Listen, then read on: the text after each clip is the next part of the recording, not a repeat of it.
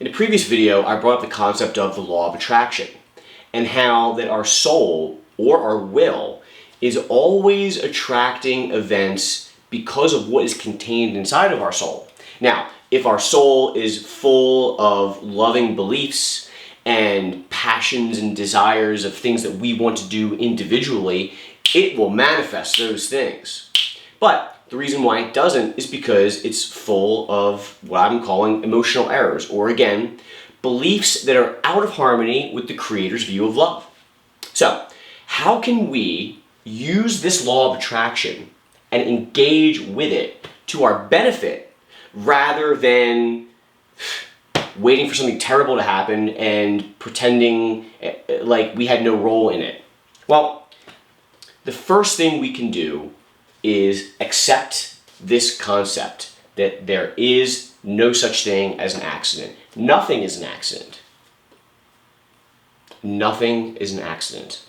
And real quick, I'll just go into this. Believing in accidents is, I feel, dangerous.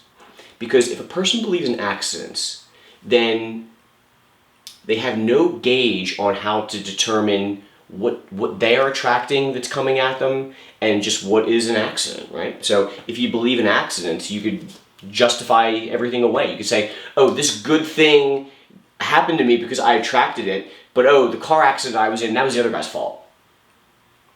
And what I'm saying is maybe someone else hit you in the car, but you still played a role in attracting the event. That person could have hit anyone and they hit you. So this is what I mean when I'm saying taking responsibility for everything that happens to us, in the sense that we recognize that our soul is playing a role in attracting everything, okay? So I know this is wild to think about, but like literally every single thing you do, it's because your soul is attracting it. So we'll go through this real quick and then we'll talk about them, okay? So things to be on the lookout for when you want to engage with the law of attraction. Body twitches. Words you speak, media you consume, hobbies you enjoy, food that you eat, injuries you sustain, and also you can ask yourself questions. So when I say body twitches, what does that mean? Well, like I used to bounce my knee a lot when I was just sitting. And when people would ask me about it, I would actually get defensive about it and say, oh, it's whatever, it's just a twitch, like who cares, right? But that's not really true. The reason why my leg was bouncing was because of anxiety coming out of me, because I had so much fear inside of me that I had yet to release. So here you can see that's an example of there's always an emotional answer to everything that we experience in the physical world. We don't want to admit it to ourselves, but it's true.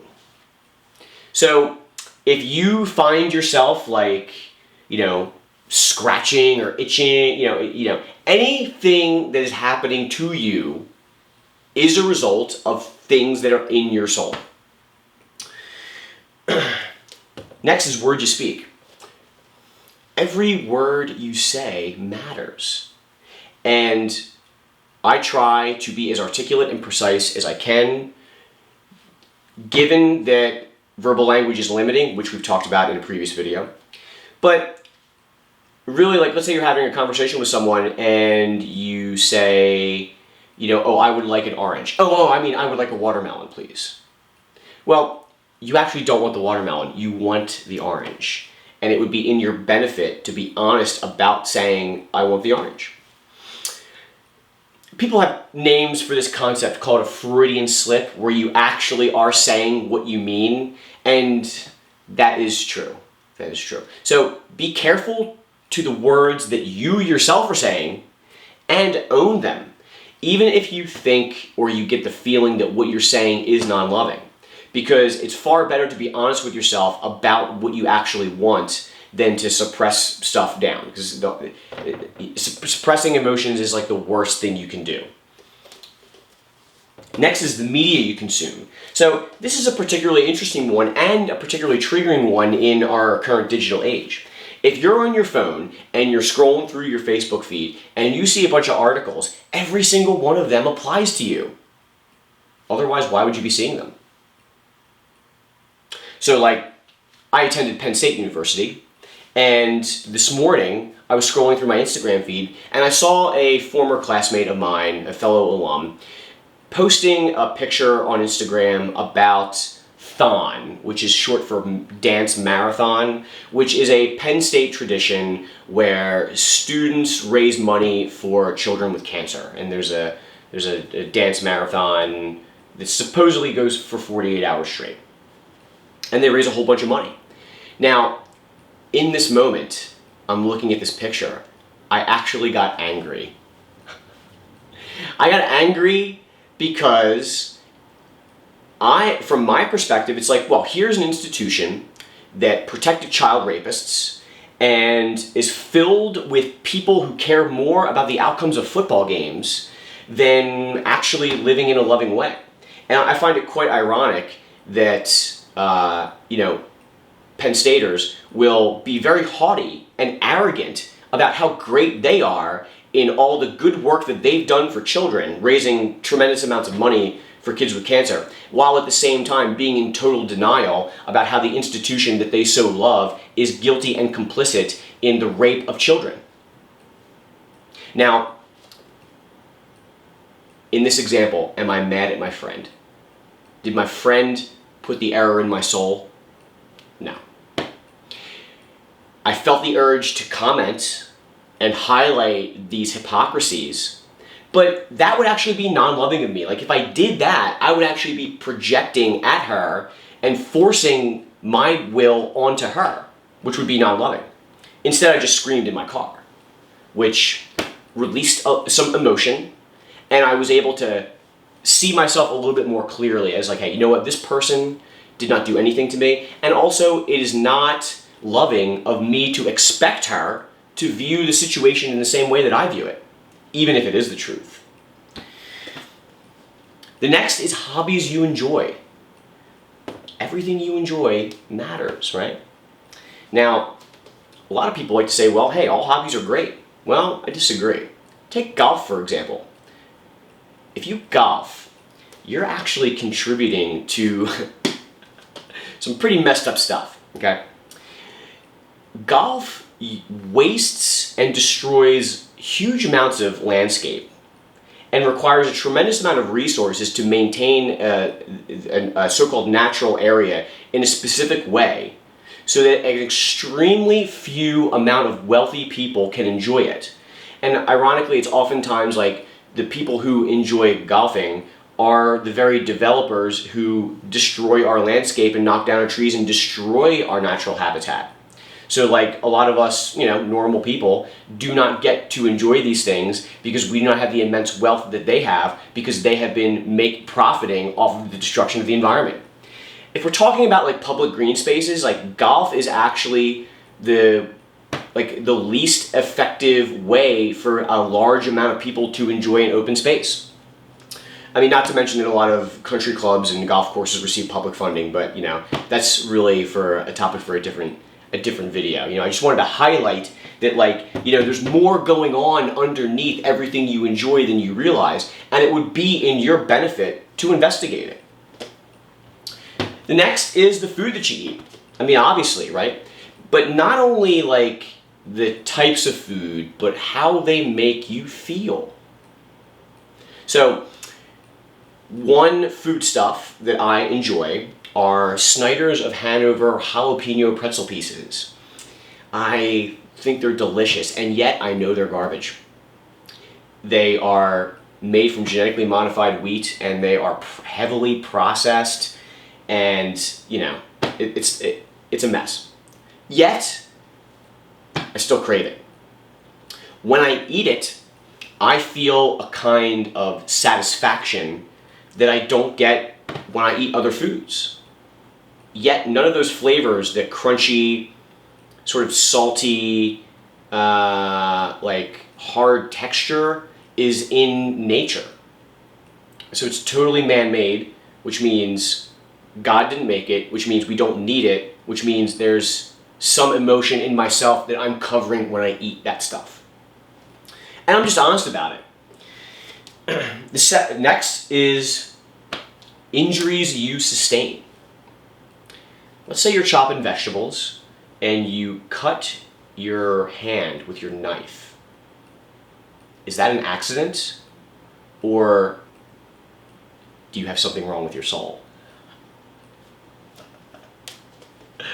Well, you definitely have something wrong with your soul. And I would say that from experience because I myself have recently cut my left hand cutting vegetables. And we're going to talk about body mapping in a second, how to break that down. And then the final aspect is ask yourself questions. You might feel like a crazy person when you're talking to yourself, but really there's more in you than just you. You are a conglomeration of material. And also there's a lot of spirit influence happening as well. So it would be in your benefit to always ask yourself questions because it will help you get to the emotional root of why you do that thing. This isn't necessarily a problem if your hobby is loving, but if what you're doing is non-loving, this will help you tremendously. So for example, I enjoy painting, as you can see. Okay, these are some of my originals. I like to live in a bright and colorful world. That's why I like painting. I don't really like painting because I like sitting there and laboring over a picture and manipulating a brush. I like to paint because I want to create a more colorful world.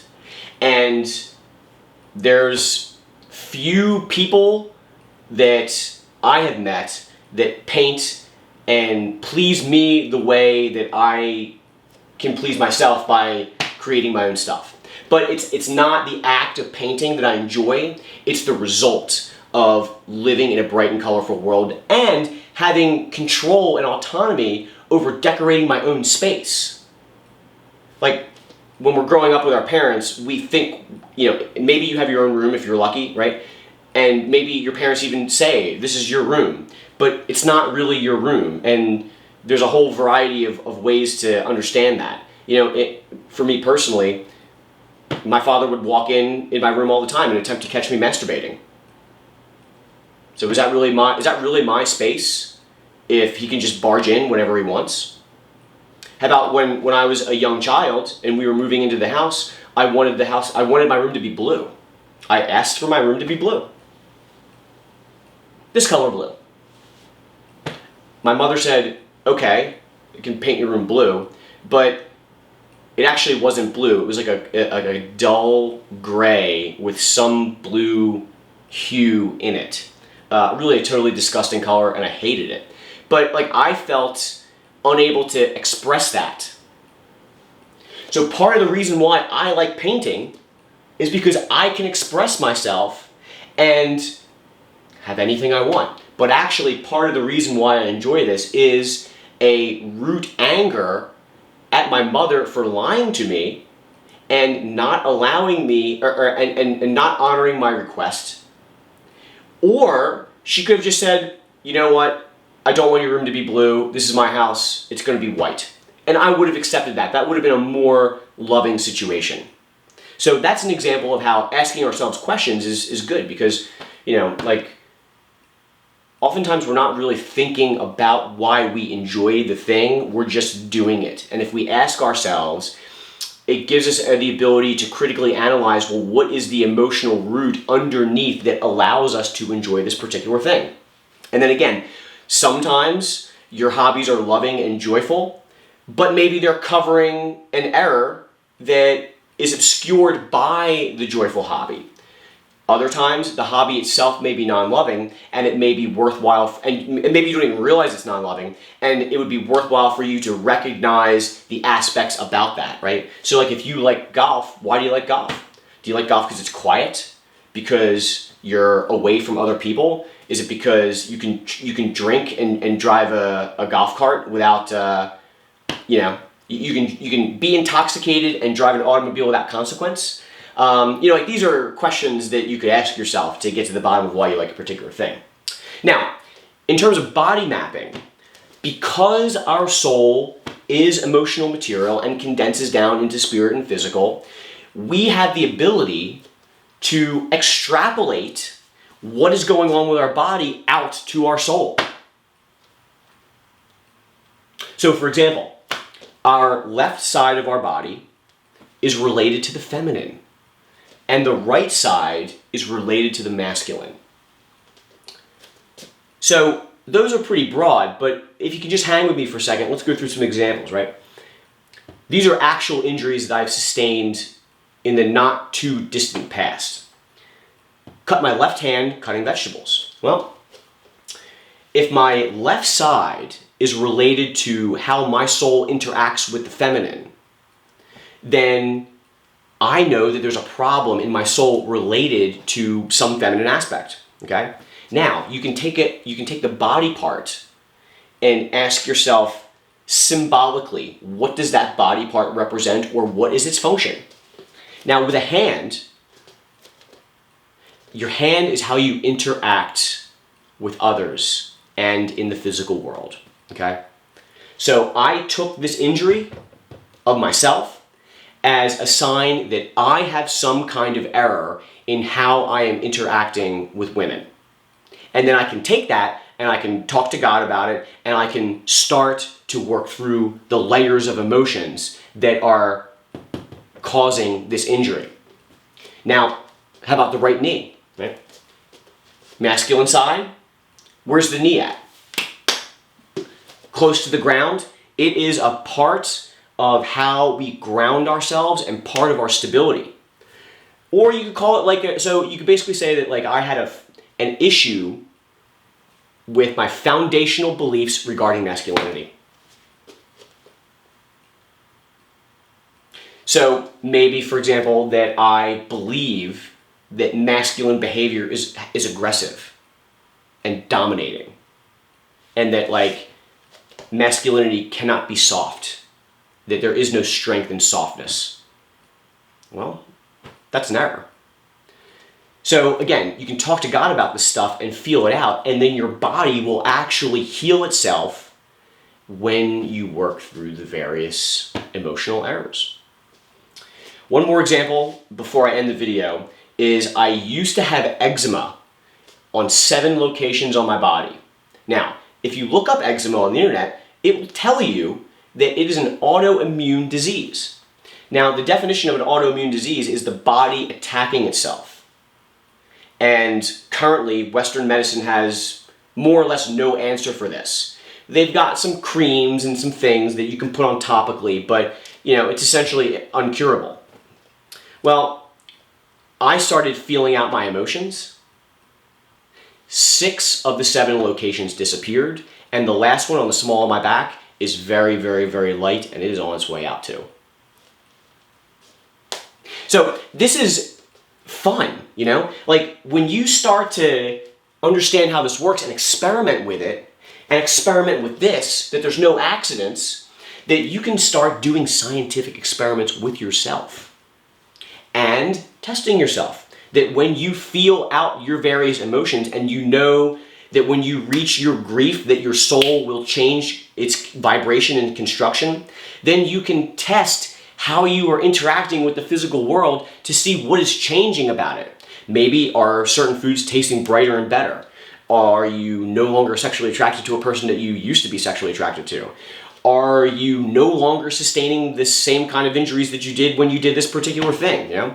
Maybe there was a particular exercise or thing that you like to do. Like I used to enjoy running, and I just had so many issues with my ligaments and my joints and my tendons and all this stuff. And every time I would run, I would injure myself. And so that was when I got into yoga. Well, I didn't run for 3 or 4 years, but when the COVID stuff came and all the yoga studios closed down, I started running again. No injuries. No injuries. So, we can heal ourselves. We were designed to heal ourselves. Part of that is not being afraid to experiment and recognizing that nothing is an accident. And again, you don't have to engage with this stuff, But these are my suggestions for you to try and incorporate in your own life to see for yourself if this is true. Otherwise, ignore it and go about your life.